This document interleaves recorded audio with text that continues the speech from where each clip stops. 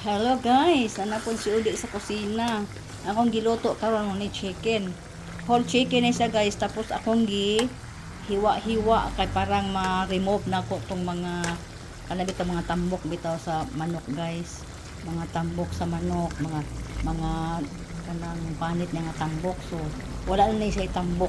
Unod na ni siya kay kung pang remove tanan to yung mga kanabi tong sa manok bitaw guys para healthy food ba. So, mana lang ni, unod na lang ni siya.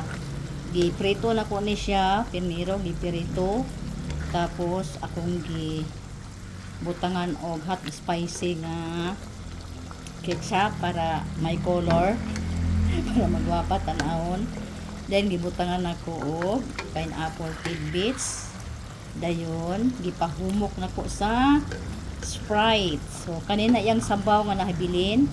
Mga kuan na siya saucy tanan na ni kuan na ko diri gitipon na ko tanan ang kuan pero tanawan nyo guys wala na kuan wala na mga panit wala pa mga tambok-tambok sige remove na nako guys kay bawal sa ating mga pots so ito na maghukad na ko kay ready naman to serve ang lami niya ani guys halang-halang at tamis kay iluto man ako sa Sprite para mahumok.